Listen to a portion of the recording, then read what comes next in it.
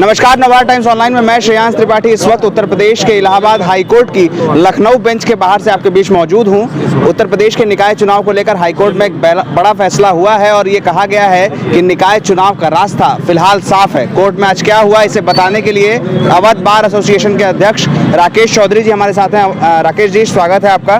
क्या कोर्ट में हुआ और क्या फैसला हुआ, आप इसके बारे में बता पाएंगे? बहुत धन्यवाद आपका। 5 दिसंबर को प्रदेश सरकार ने एक नोटिफिकेशन जारी किया गया था जिसमें रिजर्वेशन को लेकर के वो नोटिफिकेशन था।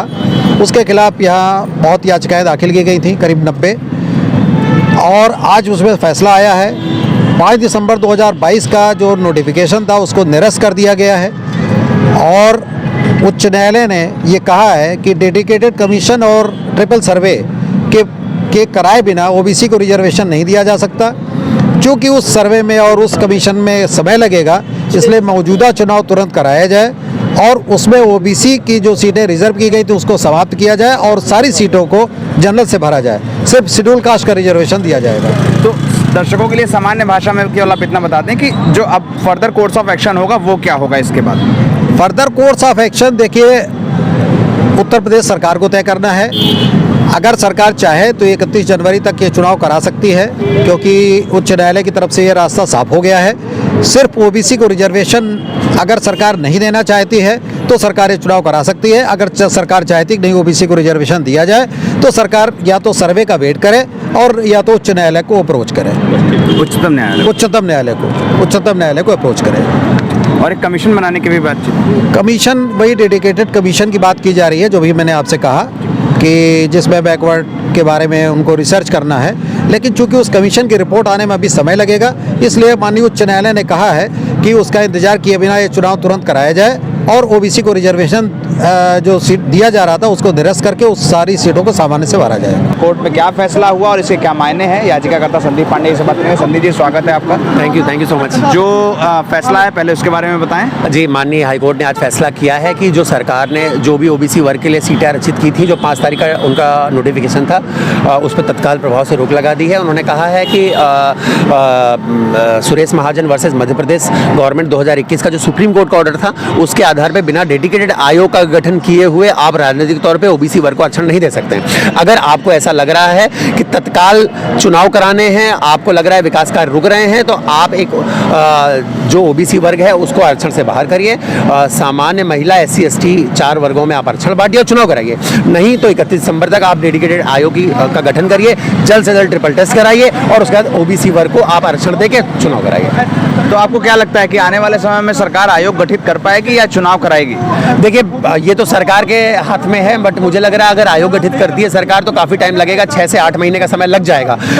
ये भी हो सकता है कि सरकार इस फैसले के खिलाफ सुप्रीम कोर्ट भी चली जाए, बट मुझे लग रहा है कि कई केस ऐसे हुए महाराष्ट्र में, बिहार में, कर्नाटका में, मध्य प्रदेश में इससे पहले हो चुके हैं जहाँ पे सरकारें इस फैसले को पलटने के लिए सुप्रीम कोर्ट गई, मगर सुप्रीम कोर्ट ने भी हाई कोर्ट के फैसले को बरकरार रखा है। देखिए, सरकार सबका साथ सबका विकास वाली सरकार है। मुझे लगा सबको एक साथ लेके चलेगी और जल्दी बीच का कोई बढ़िया रास्ता निकालेगी जिससे सभी लोग संतुष्ट हो जाए। आने वाले समय में फर्दर कोर्स ऑफ एक्शन सरकार की ओर से आप क्या देखते हैं? जी, मैंने आपको पहले बोला कि देखिए ये बहुत ऐतिहासिक फैसला है। मुझे लग रहा है सरकार सुप्रीम कोर्ट जरूर जाएगी और सुप्रीम कोर्ट में जो फैसला आएगा फिर उसके बाद देखने वाली बात होगी सरकार किस तरह बैठ रही है। अगर बिना आरक्षण के चुनाव होगा तो क्या ये ओबीसी जातियों के साथ अन्याय होगा? हाँ, देखिए, अगर हम संवैधानिक तौर से कहें तो बिल्कुल संविधान में वर्णित 27% आरक्षण तो वो तो उनको मिलना ही चाहिए, इसमें कोई दो राय नहीं। मगर हमें हमेशा याद रखना पड़ेगा वो जो 27% आरक्षण जो संविधान में है वो सामाजिक, शैक्षिक और आर्थिक आरक्षण की बात की जा रही है, ना कि राजनीतिक आरक्षण की बात की जा रही है। आर्थिक आरक्षण जो है अन्य पिछड़ा वर्ग में तमाम जातियां हैं, उन जातियों में राजनीतिक प्रतिनिधित्व किस जाति का कितना है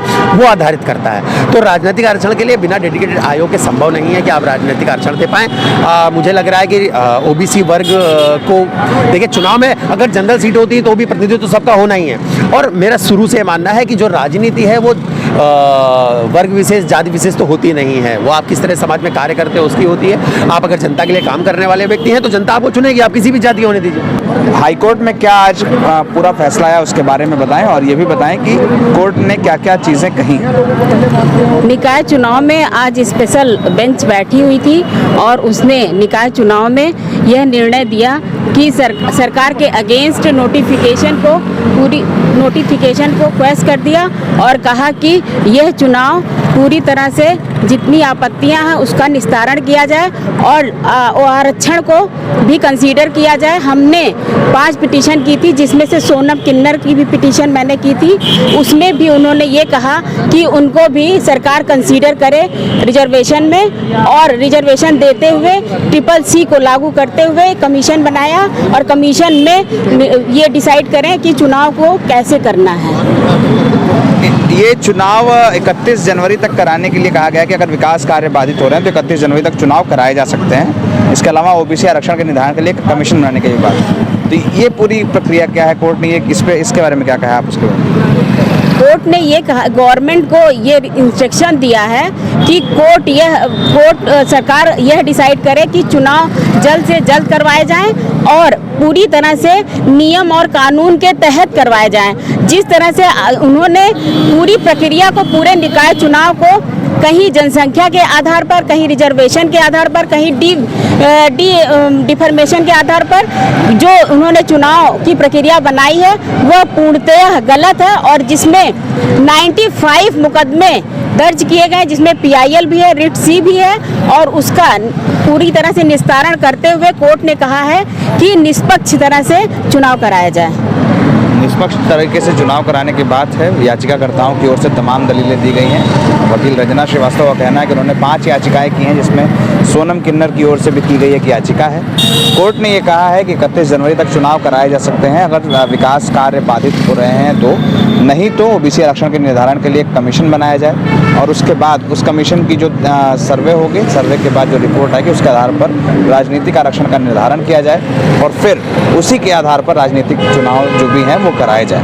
एक असर और भी देखने लायक है कि अगर निकाय चुनाव में इस तरह की व्यवस्था होती है तो आने वाले समय में उत्तर प्रदेश के लोकसभा चुनाव, देश के लोकसभा चुनाव के लिए इस तरह की मांग की जा सकती है। फिलहाल ये कहा जा रहा है कि राज्य सरकार संभवतः सुप्रीम कोर्ट जाएगी, लेकिन पुरानी जो याचिकाएं हैं राज्य सरकारों की, महाराष्ट्र की या मध्य प्रदेश की, उस तरह की याचिकाओं का आधार बनाकर ये कहा गया है कि सुप्रीम कोर्ट में भी अगर ऐसा केस जाता है तो कोर्ट हाई कोर्ट के फैसले को रिटेन करता है। उत्तर प्रदेश की कुछ और बड़ी खबरों के साथ फिर से हाजिर होंगे। देखते रहें नवाड़ा टाइम्स ऑनलाइन।